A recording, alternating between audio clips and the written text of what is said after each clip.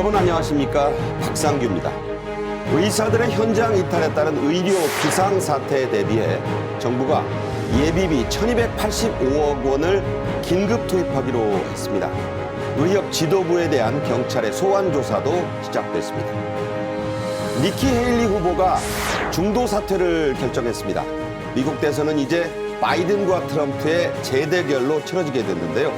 두 후보의 리스크와 현재 판세, 앞으로의 전망을 해드리겠습니다. 최태원 SK회장과 이혼 소송을 하고 있는 노소영 씨의 비서가 26억 원 가까운 돈을 빼돌려온 것으로 드러났습니다.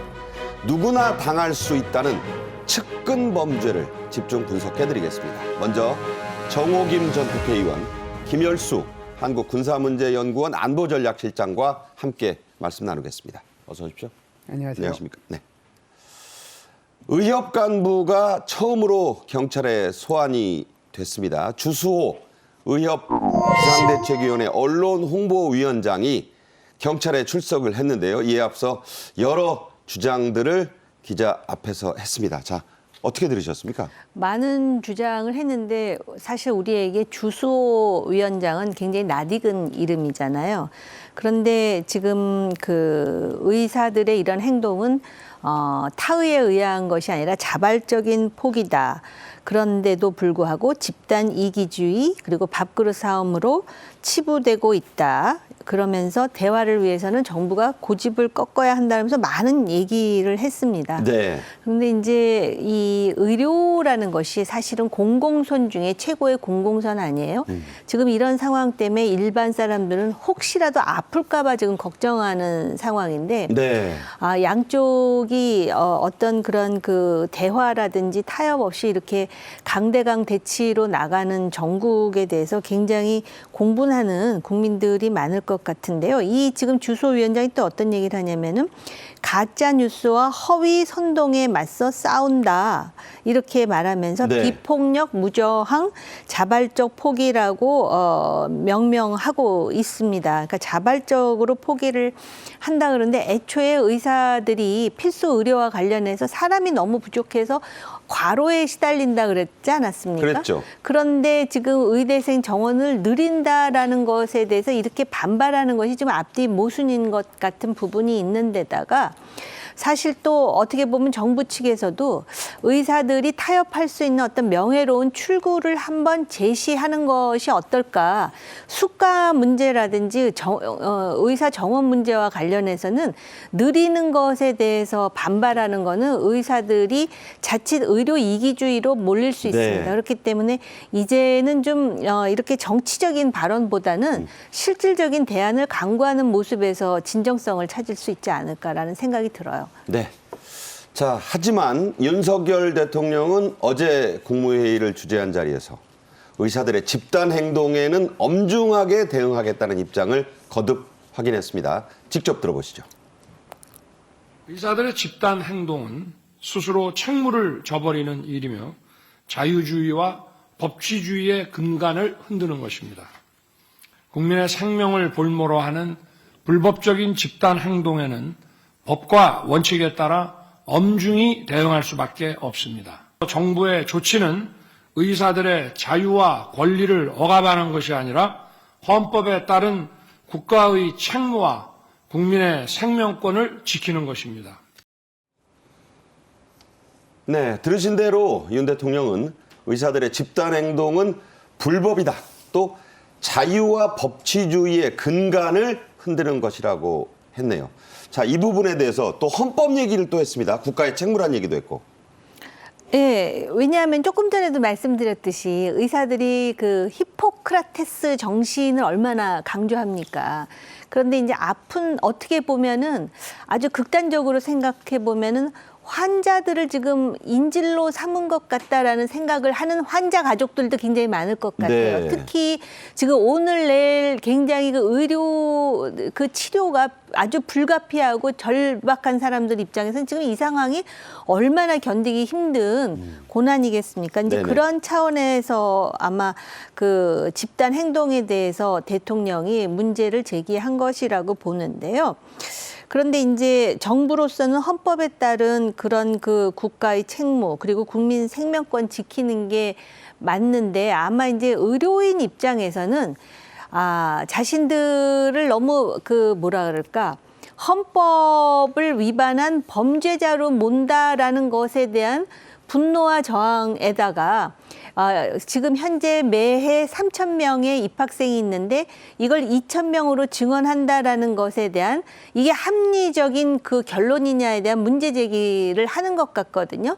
그런데 밖에서 제3자가 볼 때는 양쪽이 타협하지 않고 이런 그 합의를 이루지 못하는 한 상당히 양비론으로 치달을 가능성이 있습니다. 그래서 정부로서는 이제 뭐 정부 예산을 들여서 당장 급한 환자들을 위한 어떤 여러 가지 활동을 하되 이 의사들 대화를 할 수 있는 아까 그래서 명예로운 출구라는 걸 말했는데 협상에 있어서 가장 중요한 게 상대방에게 어너러리 엑시트 그러니까 명예로운 출구를 그러니까는 왜 고양이가 쥐를 몰 때도요 막다른 골목에 몰면 쥐가 고양이를 문다지 않습니까? 그러니까 퇴로를 좀 열어야 된다. 퇴로가 필요한 게 아닌가 그런 생각이 들었어요. 예.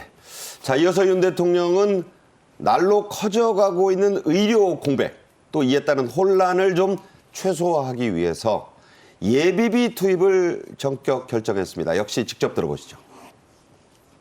정부는 국민들께 위험한 일이 발생하지 않도록 모든 부처가 힘을 모아 대응하겠습니다. 이번 일로 국민의 생명이 위협받거나 의료 서비스에 공백이 발생하지 않도록 모든 자원을 총동원하겠습니다. 이 예비비는 주무부처인 보건복지부가 대부분을 차지하지만 국가보훈부에서도 지출이 됩니다. 한 59억 원 정도인데요. 자, 어디에 주로 쓰입니까? 지금 예비비 1,285억 원 중에 복지부가 1,254억 원, 그리고 보훈부가 31억 원을 이제 수수해가지고 지금 다급한 환자라든지 다양한 의료 활동에 예비비를 활용하게 됩니다. 무엇보다도 이제 비상 진료를 하려면은 인원이 동원돼야지 않습니까? 인건비겠죠. 그래서 인건비 580억 원, 특히 공보의나 군의관 파견에 59억 원을 지금 책정하고 있고요. 중증 환자, 또 고위험 산모, 신생아 집중치료, 전원 구급차 이용료가 여기에 이제 포함됩니다. 그러니까는 비상 진료 대책이라는 것이 일선 의료 현장에서 차질 없이 이 비상 진료 대책이 작동할 수 있도록 인력을 보강하고 또 효율적으로 의료를 이용하고 공급 체계를 구축하는 것이 이번 예비비 활용의 중점이라고 보시면 되겠습니다. 네. 현재 모든 곳에 다 문제가 있지만 가장 좀 심각한 위기에 빠져 있는 곳, 이른바 대형 병원 5곳, 빅5 병원이라 불리죠. 정부는 이 빅5 병원의 공백에 맞춤하는 그런 전략적인 대책들도 내놨습니다. 어떤 겁니까? 그러니까 경증 환자들은 지금 다른 병원으로 좀 이원을 시키고 중증 진료 보상은 확대하는 방향으로 지금 이제 빅5 병원 맞춤 대책을 내놨습니다. 그래서 중증 환자가 아닌 경우에는 다른 전문 병원으로 이송할 경우에 인센티브를 확대하는 것이죠. 그러니까 원래 빅5 환자인데 이송을 시키고 이송에 관련한 인센티브를 준다. 그러니까 지방으로 보내거나 전문 병원으로 그렇습니다. 보내주면 네, 인센티브를 준다. 주는 거예요. 그리고 이제 소위 그 진료 보조 인력이라고 하는 PA, Physicians Assistant라고 하는 그렇죠. 그 임상 전담 간호사를 법적으로 보호하면서 신규 채용을 할 때 인건비를 지원하겠다라는 것이고요. 또 간호사들도 응급 환자에 대한 심폐소생술이라든지 약물 투여라든지 가장 기본적인 그런 어떤 그 문서 작성이라든지 이런 부분을 일단 임시적으로 허용하는 그러한 그 빅5 병원 맞춤 대책을 내놓았습니다. 그러니까 원래는 저게 그 의사들의 지시랄까요? 그렇습니다. 처방이 있어야 되는 건데 당장 상황이 급하니까 이제 간호사들도 저걸 할 수 있게 한시적으로 허용하겠다 이런 얘기인데 이 얘기는 좀 더 자세히 다음 기회에 다뤄드리겠습니다. 이어서 다음 주제로 가겠습니다. 자, 어렵게 그리고 끝까지 가겠다던 미국 공화당의 헤일리 후보가 중도 사퇴를 결정했습니다. 바이든과 트럼프의 4년 만에 재대결이 확정된 셈이죠. 현재 여론조사가 여러 개 나오고 있는데 일단은 현재를 잘라서 보면 트럼프의 전반적 우세 국면이죠? 네, 좀 뭐 그런 측면이 있다라고 봐야죠. 지난 1월 15일부터 사실상 미국의 대선 레이스에 뭐 돌입을 했다고 해도 과언이 아닌데요. 그동안에는 코커스 프라이머리를 통해 가지고 이제 이렇게 경선을 해왔다라고 하면은 며칠 전이죠. 3월 5일 날에는 이게 지금 15개 주에서 동시에 이게 오픈 프라이머리로 경선을 했거든요. 네. 그래서 그걸 보면 지금 오바마 대통령, 죄송합니다. 바이든 대통령 같은 경우에는 15개 주에서 압승을 했어요. 단 이제 그 미국령이죠. 사모아는 빼고는 다 압승을 했고, 트럼프 전 대통령 같은 경우에는 버몬트주죠. 여기는 이제 헤일리 대사가 여기서는 이제 승리를 했으니까 1승을. 그렇죠. 그러니까 두 번째 승리네요. 두 번째 선이죠. 두 번째 승리죠. 워싱턴 DC에 의해서 두 번째 승리했는데 14개 주에서 어찌됐든 뭐 트럼프 대통령이 압승을 했는데요. 그럼에도 불구하고 이제는 본격적으로 이제 미국의 이런 그 각 당에서의 경선 레이스를 끝내고 이제는 본격적으로 공화당과 민주당 간의 대선 레이스로 돌입하지 않겠는가. 네. 이런 가운데서 이제 저런 그 여론조사가 나왔다라고 보거든요. 저 여론조사 표를 보시면은 사실상 월스트리트 저널 같은 경우에는 45대 47, 트럼프가 이제 한 2% 우세하고, 예. 그리고 CBS 같은 경우에도 48대 52로 한 4% 정도 트럼프가 우세한 걸로 나와 있잖아요. 현재까지는 트럼프가 약간 우세한 걸로 나와 있는데 본격적으로 민주공화의 양당 간의 대선 경쟁으로 돌입하게 되면 이 격차는 더 줄어들 수도 있을 가능성이 있다 이렇게 봅니다. 네, 조금 이따 더 자세히 얘기하겠지만 미국 경기는 지금 좋아졌는데 네네. 그러면 현직 대통령이 좀 이득을 보는 게 보통인데 네. 아직은 그게 지금 바이든이 그 효과를 못 누린다는 지적이 있고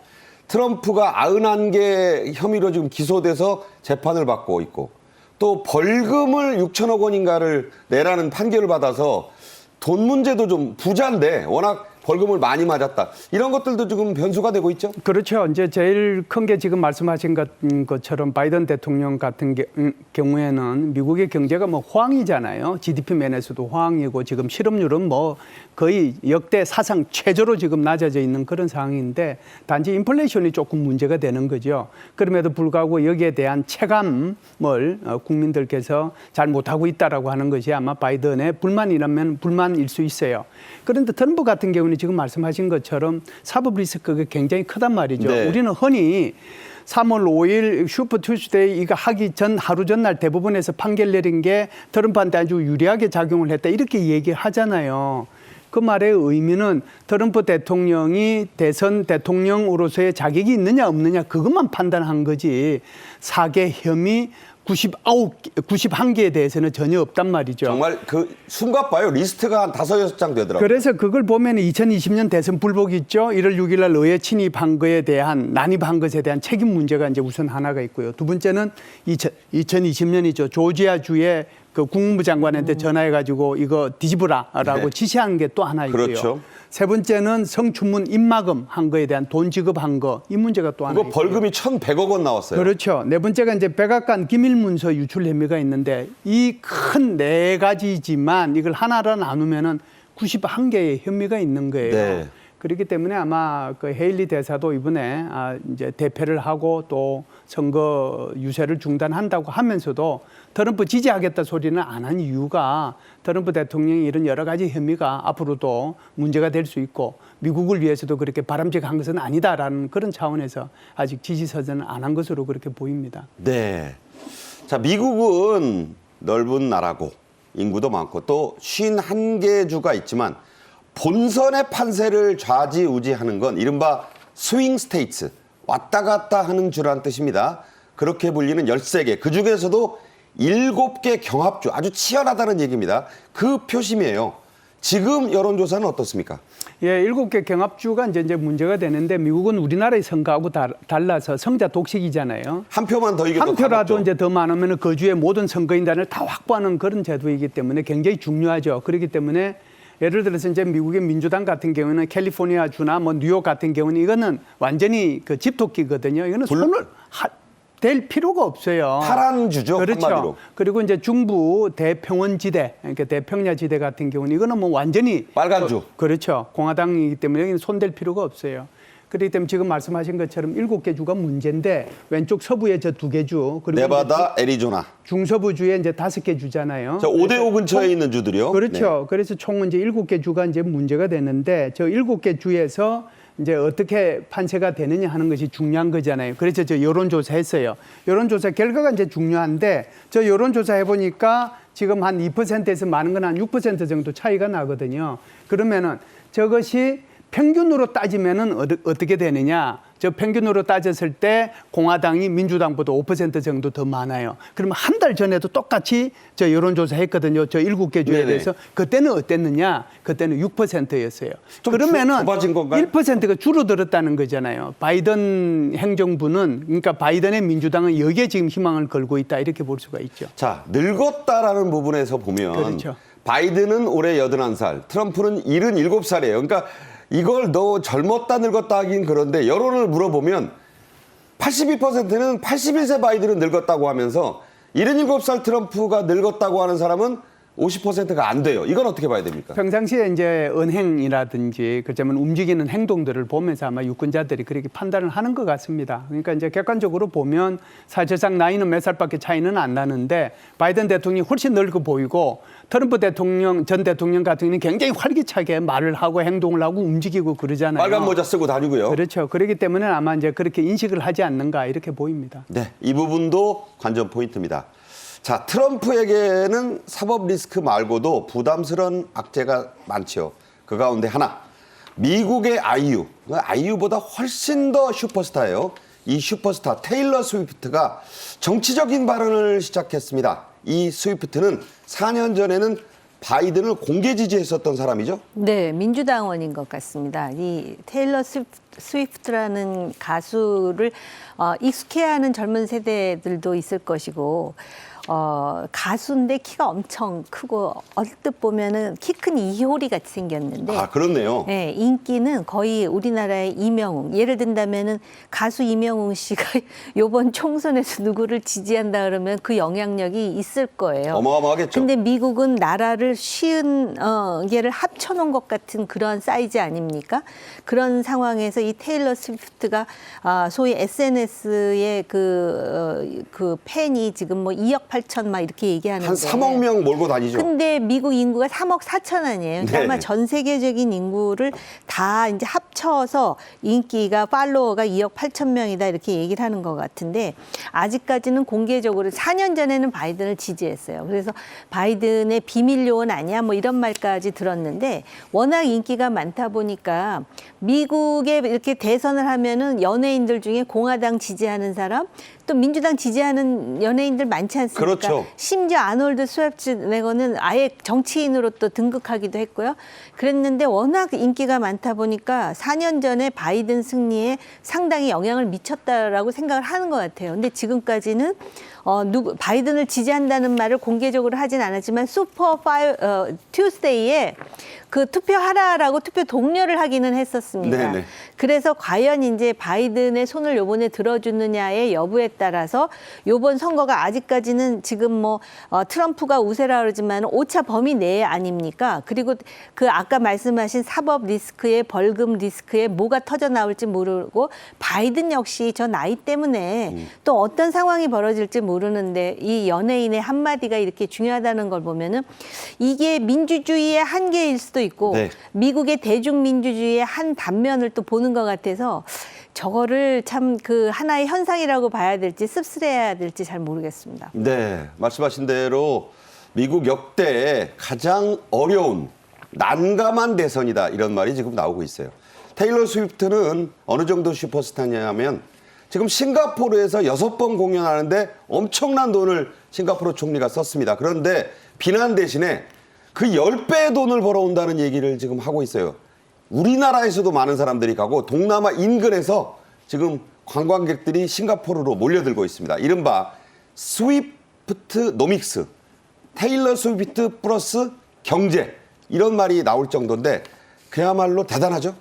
그러니까는요, 그 싱가포르만 독점 공연을 하니까 주변에 있는 나라들이 막 불만을 토로할 정도인데 혹시 노래 들어보셨습니까? 저는 많이 들어봤습니다. 근데 그 목소리가 뭐 아주 특별하거나 자극적이질 않아요. 그러니까 요새는 이제 그렇게 편안하게 들리는 목소리를 한국이나 미국이나 그런 연예인들을 좋아하는 것 같아요. 그러다 보니까는 그 테일러 스위프트를 유치하려고 굉장히 그 많은 나라에서 지금 노력을 하고 네. 그러다 보니까 바이드노믹스라는 말은 제가 못 들어봤는데 스위프트 뭐 노믹스. 노믹스 이런 말까지 지금 나올 정도인데다가 또 한 가지 좀 지켜봐야 될 게 이 애인이 말입니다. 미식 축구의 요번에 슈퍼볼에 우승한 그 팀의 일원이었어요. 그렇죠. 그래가지고 그것 때문에 지금 테일러 스위프트의 영향력이 미국 내에서 더 커졌다라는 말이 나올 정도거든요. 그러다 보니까는 지금 오히려 테일러 스위프트가 누구 손을 들어주느냐에 대해서 굉장히 관심을 갖고요. 그 다음에 이 사람의 티켓이 엄청나게 지금 매진돼서 팔린다는 거 아니에요? 그러니까 어디를 패키지가 가든 간에. 네. 몇 천만 원짜리가 동이 났답니다. 그러니까는 지금 미국에서도 이 테일러 스위프트의 이 목소리, 입을 주목하는 것 같습니다. 테일러 스위프트가 만약 특정 후보를 지지하면 표심이 20% 이동할 것이라는 말도 나오고 있습니다. 사실 여부를 떠나서 참 재미있는 대선이 지금 벌어지고 있는 거예요. 트럼프의 사법 리스크와 지금 이 자금 리스크도 현재 진행되고 있습니다. 보수의 연방대법원은 트럼프의 선거 자격, 그러니까 피선거권은 유지시켰습니다. 하지만 기소된 혐의가 무려 41개, 6천억 원의 벌금 폭탄도 맞아서 이 부분을 주목해봐야 된다는 건 여전한 변수예요. 그럼요. 이제 좀 전에도 말씀을 하셨지만 그 혐의 자체가 뭐 한두 개가 아니라 91개잖아요. 그 어마어마한 건데 여기에 대해서 이제 사법적인 판결이 어떻게 나오느냐에 따라서 다른데 만일 사법적인 판결이 유죄로 인정이 되면 네. 아마 미국의 그 유권자들도 표를 달리 찍을 수도 있다 이런 여론들이 좀 형성이 되고 있기 때문에 여기에 대해서 이제 미국의 대법원에서 어떻게 이것을 판단을 하고 판결을 할 것인지 또 이것이 선거 전에 이루어질 것인지 이것이 굉장히 중요한 관점이다, 관심 포인트다 이렇게 볼 수가 있죠. 트럼프 후보가 6천억 원 세금 폭탄, 원래 엄청난 부자인데 네. 다른 지금 뉴욕 지방법원에서도 지금 벌금을 내라는 게 아들들과 함께 딸도 내라 이러니까 네네. 자, 황금운동화, 물론 뭐 금운동화는 아닌데 요거 네. 한 54만 원 한다 그래요. 본인이 TV에 나와서 이것까지 팔아서 돈을 모은다는데 이게 벌금 리스크는 어떨까요? 사기 대출 혐의 지금 말씀하셨는데 이게 이제 4억 한 5,400만 불 정도가 되고요. 이것뿐만 있는 게 아니고 성추행 피해 위자료 있습니다. 이것도 이제 한 8,330만 불이니까 이것만 하면은 뭐 대충 한 6억 정도 되나요? 6억 불 정도. 이제 이 정도 되는 거니까. 그런데 그 돈 낼 게 없어가지고 무슨 지금 말씀하신 것처럼 뭘 팔고 뭐 한다고 그러는데 글쎄 우리가 보면 좀 무서울 것 같은데 미국 공화 당원들은 그렇지 않은 것 같습니다. 네, 뭐 엄청난 모금을 하고 있고 네네. 돈 때문에 트럼프가 선거를 못 치르는 게 말이 되느냐? 대단한 팬덤을 보여주고 있다고 합니다. 자, 이제 우리나라와의 관계를 좀 얘기해야 될 시점이에요. 북한 핵 문제, 또 김정은 다루기도 이번 미국 대선의 화두 가운데 하나입니다. 트럼프와 바이든의 이 문제에 대한 그 자세와 스타일 매우 다르죠? 우리나라의 그 소위 우파 일각에서 트럼프 대통령의 공화당과 우파 내지는 우파 세력을 이렇게 등치시키면서 이해가 일치한다고 잘못 생각하는 사람들이 굉장히 많았어요. 네. 그래가지고선 우리나라에서 한때 그 선거와 관련해서 부정선거 시비가 있을 때 네. 트럼프도 부정선거로 바이든에 패배한 것이다라는 주장을 내놓고 하는 사람들도 있을 정도였어요. 그런데 트럼프가 만약에 대통령이 된다면 우리의 대북 정책이라든지 안보 정책에 있어서 상당히 곤란한 상황이 상당히 많을 거라고 보여집니다. 일단 한미 동맹과 관련해서 역대 미국 대통령은 어쨌든 국제적인 어떤 미국의 책임이라는 어떤 그런 의지와 의식을 갖고 있었는데 예. 트럼프는 전혀 없어요. 미국 우선주의 매우 단순합니다. 그러다 보니까 저렇게 그 91개의 혐의가 있고 심지어는 성추문과 관련해서 또 거짓말과 관련해 가지고 정말 대통령이 될 자격이 하나도 없을 것 같음에도 불구하고 팬덤이 형성이 됐다는 거 아니에요? 네. 그래서 미국을 다시 위대하게라는 구호로 또 뭐 보수의 공약을 내놓으면서 지금 그러는데 일단 자기가 재집권하면은 그 주한 미군과 관련한 방위비 분담금을 한국에 더 늘리겠다라는 것이에요. 그럴 뿐만 아니라 4년 전에 대선 때 무슨 얘기를 하냐면은 한국이나 사우디아라비 살 만큼 사는데 왜 우리 미군이 주둔까지 하면서 도와줘야 되느냐. 필요하면은 무기는 한국인들 보고 사게 하고 미군 철수해야 된다라는 주장까지 했던 사람입니다. 네네. 그렇기 때문에 바이든도 역시 바이든이 대통령이 돼도 우리 부담이 조금씩 늘어나겠지만 그래도 합리적 선택에서 정책을 예측해 볼 수 있는데 또 그 트럼프가 김정은하고 굉장히 친하다는 거를 자랑 삼아 얘기하고 네. 있지 않습니까? 그래서 상당히 지금부터 우리 정부도 그렇고 또 관련 일각에서 준비 내지는 대비를 해야 될 거라고 봐요. 네, 그래서 이런 분위기 속에서 우리나라와 미국은 주한미군 방위비 협상을 좀 앞당겨서 곧 시작한다고 합니다. 트럼프의 재집권 가능성에 대비한다는 차원이다. 이런 분석도 나오고 있어요. 자, 어떻게 보십니까? 예, 지금 이제 말씀하신 것처럼 한국은 이제 한국대로 미국은 미국대로 방위비 분담 이걸 협상을 하기 위한 대표자들을 다 임명을 했어요. 그래서 제가 볼 때는 뭐 그렇게 멀지 않은 시간 내에 회담이 이루어지지 않겠는가라고 생각을 합니다. 지금 현재의 방위비 분담은 제 11차 SMA, 소위 말해서 네. 방위비 특별 분담 협정에 의해 가지고 이루어지고 있거든요. 이것이 끝나는 시기가 2025년입니다. 내년이네요. 그렇죠. 내년 말이 끝나는데 지금 벌써 이제 2026년부터 시작될 제12차 방위비 특별 분담금 협상을 시작하겠다라고 하는 거거든요. 여기에 대해서는 이제 한국이 아마 조금 이제 좀 다르게 생각하고 있는 것 같습니다. 그 이유는 혹시 트럼프 대통령이 당선될 수도 있다. 그럴 경우에 지금 정우김 우리 의원님께서도 말씀하신 것처럼 과거에 트럼프의 은행으로 볼 때 이거 5배 인상을 요구할 수도 있는 그때 거고. 6조 원 내라 그랬어요. 그렇죠. 주한미군도 뭐 철수한다 뭐 이런 얘기도 할 수 있고 그렇기 때문에 여기에 대한 대비책으로 미리 이제 이런 협상을 진행을 해 나간다라고 하면 조금 이렇게 완화시킬 수 있는 그런 기회를 우리가 포착할 수 있지 않겠는가 그런 차원에서 이제 빨리 이렇게 서두르는 게 아닌가 이렇게 봅니다. 네. 자, 태평양 건너 어떤 큰 나라의 미국 대선 결코 남의 나라 선거처럼 봐서는 안 될 겁니다. 우리와 비슷한 점도 아주 많죠. 네. 다음에 또 짚어보겠습니다. 정호김 전 국회의원, 김열수 실장과는 여기서 인사드리겠습니다. 고맙습니다. 네, 감사합니다. 고맙습니다. 네. 자, 다음 주제로 가죠.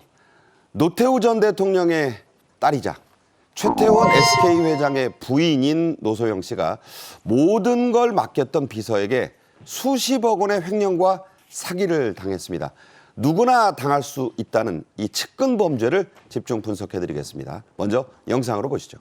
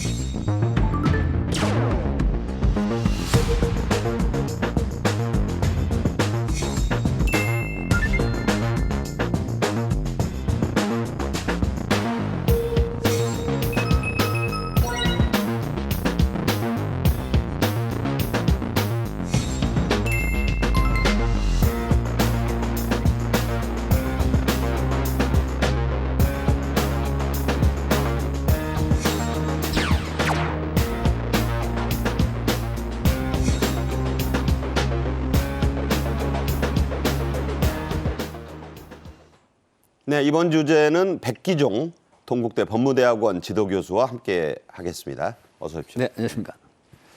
자, 노소영 아트센터 나비 관장이죠. 그 비서가 야금야금 수십억 원을 빼돌려왔다는 소식에 참 놀란 분들이 많습니다. 자, 어떻게 된 거죠? 지금 그 아트센터 이제 관장이지 않습니까?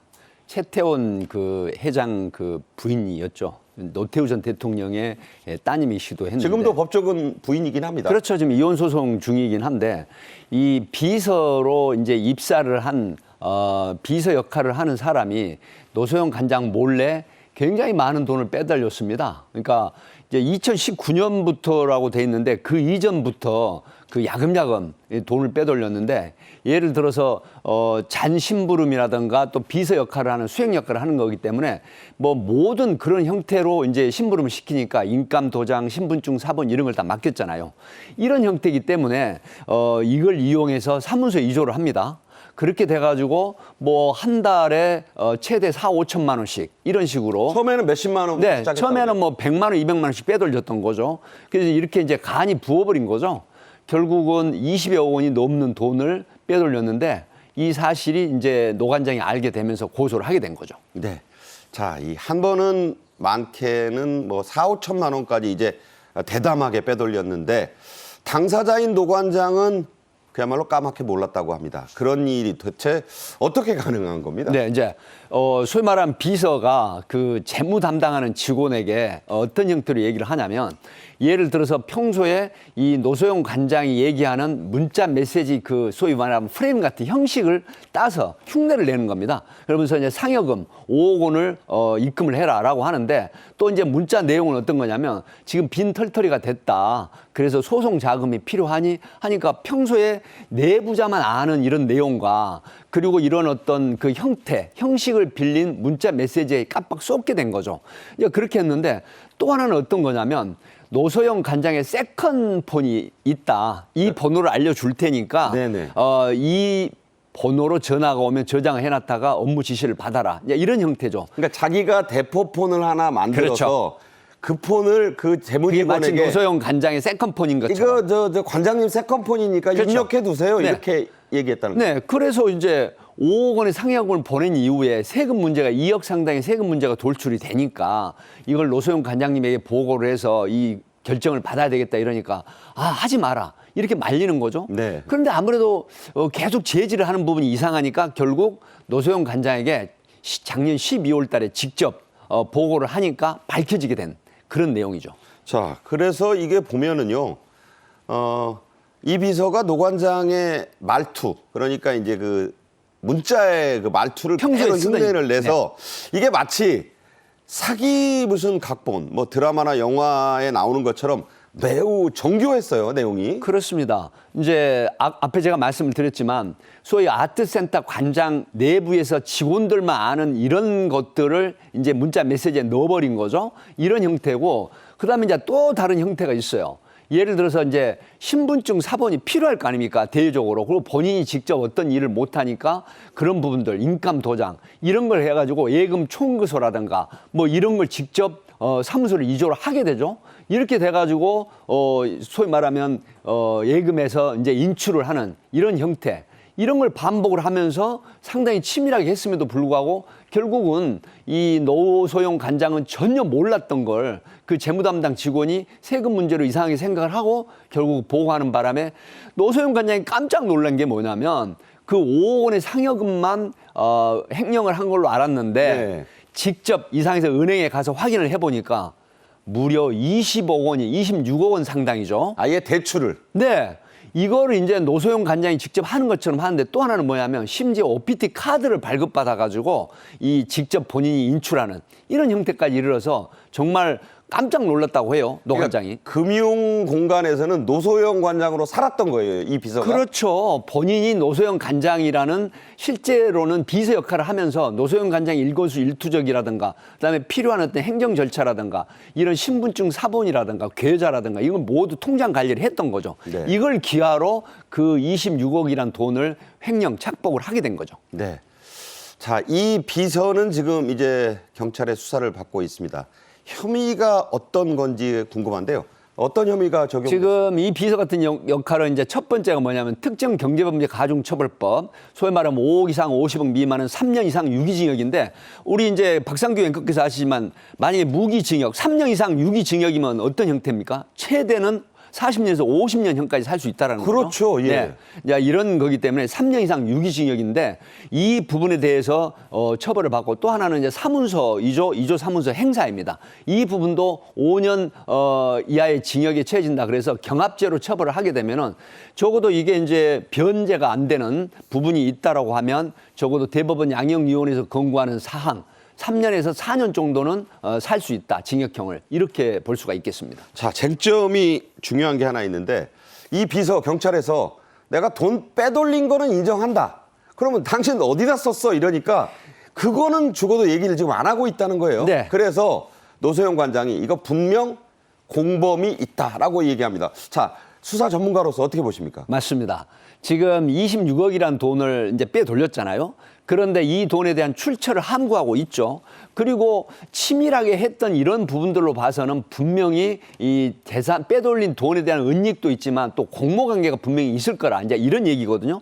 그럼에도 불구하고 이 경찰 조사에는 함구를 하고 있다라는 얘기는 우리 이제 이런 게 있죠. 오스템 임플란트 사건 아시죠? 알죠. 그때 2,200억이란 돈을 횡령을 해가지고 금괴 뭐 800억 상당 금괴도 했는데 결국은 이 적발이 돼서 이제 수사가 시작이 되면서 온 가족이 다 공모관계였지 않습니까? 그렇죠. 결국 그 횡령한 자금 부장에 부친 되시는 분은 수사 중에 이제 극단적인 선택을 했었던 부분인데 그랬었죠. 이 지금 노소영 관장 쪽의 의심이 굉장히 합리적이다. 그렇기 때문에 이 부분에 대한 소위 말하면 범죄 수익금에 대한 은닉, 그다음에 공모관계 이거는 지금 계속 치밀하게 수사를 하고 있는 그런 상황입니다. 네. 자, 등잔 밑이 어둡단 말이 이렇게 실감날 때가 없습니다. 약 10여 년 전이었죠. 골프스타 최경주 씨도 부인과 함께 금고지기 비서, 사실 뭐 이 재무직원이 뭐 비서 역할도 했습니다. 아주 비슷한 사기를 당했었죠. 네, 2011년도로 이제 기억이 되는데 이 최경주 씨 부부가 사실은 이제 전남 지역에서 골프를 열심히 해가지고 사실은 한국에서 굉장히 그 유명한 인플루언서 같은 그런 역할이 됐죠. 결국 미국에 가서 이제 계속 골프 활동을 하는데 한국에다 모든 사안을 이제 맡겨놨던 거죠. 근데 이걸 기하로 해가지고 결국은 20억 원 상당, 22억 상당을 횡령 착복한 그런 내용입니다. 그때는 공범이 있었어요. 네. 보험 설계사 남자. 보험 설계사이고 그다음에 이 빼돌린 분은 여성이었는데 결국은 이 보험 설계사가 이 주도적으로 한 거죠. 어떤 경우냐면 예를 들어서 이제 대한통운 주식을 사라라고 이렇게 해서 뭐 현금을 인출해 내라라고 하는 형태. 그리고 이제 투자를 하게 되면은 돈을 불려가지고 도로 원상 회복을 시켜주겠다. 이런 형태, 이런 수법으로 해가지고 단기간에 22억이라는 돈을 이 착복하고 횡령을 하고 편취를 한 거였죠. 네. 최경주 선수 그야말로 미국 프로 골프에 진출해서 8승이라는 최근에 일본 선수에게 역전을 당했습니다만은 그때까지는 아시아 최고 기록을 갖고 있었거든요. 자, 최경주 선수 그때 번 돈이 40억 원이 넘었는데 그 절반 이상을 사기를 당했던 거예요.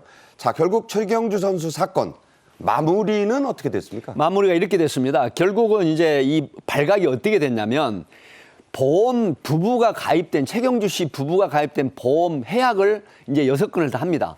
이게 지금 예사롭지 않은 일이거든요. 그러니까 보험회사에서 미국에 있는 최경주 부부에게 직접 연락을 해봅니다. 네. 우리 의사로 보험 해약한 사실이 없다라고 하는 거죠. 네. 결국은 그 해약액이 9억 6천여만 원의 보험 해약을 하고 모두 이제 횡령을 해버린 거거든요. 그래서 놀라서 결국 확인한 다음에 이거를 고소를 하게 되면서 밝혀져 가지고 결국 그 비서 역할을 하는 회계 담당 여 직원은 징역 2년 6월. 그다음에 이제 다른 보험 설계사는 징역 6년형에 처해지는 그런 상황이었죠. 돈은 좀 돌려받았나요? 사실은 이제 고등법원에다가 그 항소를 이제 제기를 한 결론은 어떻게 됐냐면 사실은 소위 말하는 보험금이라든가 모든 관리를 맡긴 부분에 대해서 이 신분증이라든가 계좌를 잘못 관리한 부분에 30%의 어떤 책임이 있다. 그래서 70%인데 13억 요는 이 지급을 해라. 이렇게 판결이 났습니다. 그러니까 본인 잘못도 있으니까. 그렇죠. 30%를 감산하는 상황이 돼버려요. 이게 뭐 교통사고 비슷하네요. 그렇습니다. 그러니까 100대 0으로 내가 다 네. 돌려받는 건 아니에요. 예, 20대 80이라든가 30대 70이라든가 이런 형태로 이제 변제를 받는 사고에 대한 책임을 묻는 이런 것도 서울 민사법원에서는 흔히 있는 일이죠. 사기를 당한 사람도 일부 책임은 있다. 자, 이런 바로 얘기가 그런 겁니다. 되는 거군요. 네. 자, 한 번 당하면 사기지만 거듭 당하면 본인 잘못도 있다는 얘기입니다. 최근에 있었던 사건도 있죠.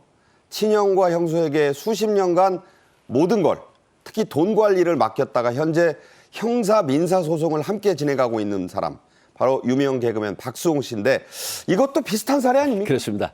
이제 박수홍 씨, 최은경 하는 이제 프로에도 제가 좀 출연을 하는데요. 네네. 지금 61억이라는 돈을 친형과 형수가 횡령 착복을 했다. 이제 이런 혐의로 결국은 고소가 됐는데 이 법원에서는 이걸 모두 인정을 하지 않았습니다. 어떤 형태냐면 20여 원 상당만 인정을 했는데 그 내용이 뭐냐면 사실은 그 엔터테인먼트, 매니지먼트를 했던 이런 부분들에 대해서 같이 생활하는 이런 경제 공동체라는 얘기가 있었지 않습니까? 네. 이런 부분이 법원에서 일부 인정을 했습니다. 그래서 61억 중에 20억만 인정을 했는데 그 부분이 어떤 거냐면 소위 말하면은 이 변호사 개인 선임비, 네. 그다음에 이제 카드 사용비, 부동산 대출금 변제, 소위 말하면 박수홍의 수익금에 대해서 허락 없이 경제 공동체이긴 하지만 이 임의로 사용을 한 이 부분이 20억 상당, 이 부분만 범죄 유죄로 인정을 해서 형수는 무죄를 줬어요. 그렇죠. 그리고 형에 대해서는 징역 2년형을 선고를 했는데 법정 구속은 또 하지 않았습니다. 네네. 피고인의 방어권 차원에서.